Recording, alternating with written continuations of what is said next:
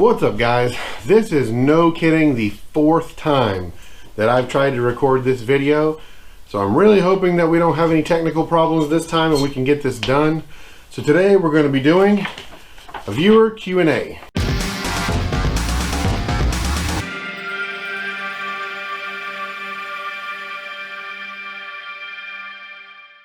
So I posted on my community tab the other day that I was going to do a Q&A video and ask for some questions to answer. I got more questions than I expected to get, so we've actually got quite a few to get through, but I will probably not get to all of them in this video. I'm probably going to need to do maybe 2 videos. So if you want to see the rest of the questions answered, let me know down in the comments and I'll make a second Q&A video. First question.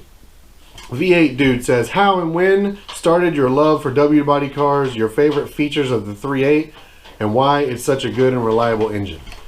Now, I've gone over this partially in a video before, but the main thing that made me get into W bodies in the first place was I used to be into SHOs, Taurus SHOs, and I had several of them back many years ago. And of course, if you're into performance sedans, the Grand Prix is going to be another one you're going to know about because they're in the same market. They're the same demographic, basically. And I always thought Grand Prix were really nice looking, but had not had a chance to get one. Several cars later, I came across my 99 and got a good deal on it and picked it up, and that just sort of began that. Now, the reason why I love the engine so much, though, is actually from working on cars professionally, which I've done for the majority of my life. And just working on 3.8s, I found that they were very intuitive. Everything is where you think it's going to be. Nothing is too hard to get to.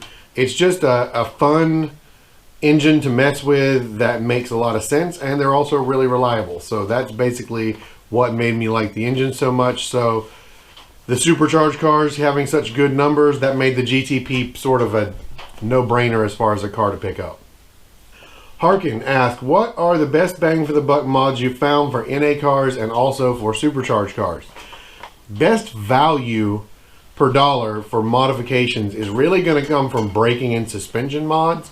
That's where you're going to see the biggest change in the car for the lowest amount of money. But if we're talking horsepower specifically, I would say for NA, honestly, boost is your best bet if you really want to make any kind of decent numbers. But exhaust mods are pretty good on either one and aren't too expensive and don't require a whole lot of digging into anything. So I would say starting with the exhaust is a good place to go. And as far as on the supercharged cars, if you're looking at where to start, supporting mods to be able to drop pulley size, that would be the first thing to go. It's the general rule as always, more boost, better performance. Blue Moon asks, what, in your opinion, and why is the best vehicle to have the 3800 supercharged engine in? Also the worst. My favorite supercharged 3800 cars would be the W bodies, the Grand Prix, the Impala SS, and that's because unlike the larger cars GM put them in, these are a little bit lighter weight, so you're going to get more performance out of them. Now, if we're not talking supercharged cars specifically, I think the best cars to get just an NA 3800 in would be probably the F bodies, just because you get the 3.8, but you also get the options for a 5-speed transmission and also rear-wheel drive. I would say that makes them very fun. You throw a turbo on that and you've got a really nice setup. So that's the way I would say that way. As far as the worst cars for the 3800, I honestly can't think of one that's really terrible, but I would say the larger H-body cars without the supercharger really don't make enough power for the size that they are, so they feel a little sluggish. So maybe that, but really any of them, I don't really think there's a car that's terrible. Swamp Goat says, best places to look for Mystery KR, and then he explains what he's doing there, but there's a couple different things that can cause KR over and above just normal operation. One is using the wrong kind of fuel, so make sure you're using at least premium. E85 is even better if you have a car that's been converted to E85, but premium is a minimum on supercharged cars. Also, look for things like you can have carbon buildup in the combustion chamber that can cause it to spark knock. It can cause hot spots and stuff. And then the other thing is data log the car if you have the capability to do so and see where the knock is occurring, because it's entirely possible that you're getting false knock from the transmission, and that will usually manifest itself as knock numbers, KR numbers, only at a shift point when the transmission is doing something. So there's a couple places to look for that. Venom Black 99 asks top 3 GM production colors. I don't know any of the names of these colors, but I think my 3 favorites are the red that the 99 came in, pretty much any silver or any black. Those, although I do really like the blue that the 97 through 03 cars came in, but it's super rare, but I think that's a really good color too. Ethan Vink asks, how many 3800s is too many 3800s? It seems like you have a lot. That is true, I do have a lot. I would probably have more, but in my particular instance, with my driveway the setup it is, 4 is pretty much how many is too many. I can't have any more than this, or I would have to leapfrog cars to get them in and out of the driveway. So for me right now, 4. If I get a better setup, I may own more of them. I don't have who asked this question, but also I got the question, are you planning to get a hood for the 99? And the short answer of that is yes. If you don't know and didn't see that video, when I installed the intercooler on the 99, it made the engine a little too tall and the hood wouldn't shut. So I put hood spacers on it as just a cheap temporary way to get the hood shut so that I could tune it and drive it. But I definitely don't plan on leaving it that way. What I would like to do, I want to avoid doing subframe spacers, but I'll do that if I have to. But if I can get away without that, what I'd rather do is a hood.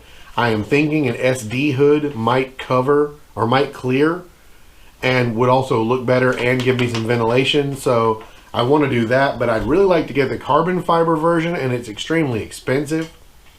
So it's going to take me some time to either try to find a really good deal on one or potentially just have to save up some money or something. But so that's what's going on with that. But yes, it will definitely be getting a hood eventually. And last question for this video was about, and I didn't get who asked this one either, but someone was asking about ABS and traction control not working and the lights being on and where to look and what to do there. I will tell you that the ABS and the traction control have one major thing in common, and that is that both systems use the wheel speed sensors to function. And if a wheel speed sensor or the wiring to a wheel speed sensor is bad or broken or whatever, then it will knock both of those systems out. So the first thing to do would be get somewhere where you can check the ABS codes, because if the light's on, you will have codes. And you should have ABS codes for a specific wheel sensor that's out. If that's the case, it'll tell you where to look. You may need to replace that wheel bearing, which would be if the sensor itself is bad, or you may have to replace that wiring harness that comes out to the wheel. And that's available aftermarket. Dorman sells those. And you can get them at Rock Auto, AutoZone, all over the place. So that's the best place to look. And then if you get the codes pull and it ends up being something else, if it points you towards the module or something, then of course you have that code to post on one of the forums or something, and people can give you more information about what to do from there. But that's a really good start. That is going to be it for this video. If you want to see another one, let me know down in the comments. If you have any other questions, drop those down in the comments. Make sure you like this video if you like this type of video, so I know to make more. And make sure you're subscribed, because we are about to hit 7,000 subscribers. And when we do, I'm going to announce a big giveaway that's going to be coming up later, so you guys can prepare for that. I plan on trying to give back to the community quite a bit there. But so just make sure you are subscribed if you're not. Other than that, I'll see you guys in the next video. Thank you so much for watching, and peace.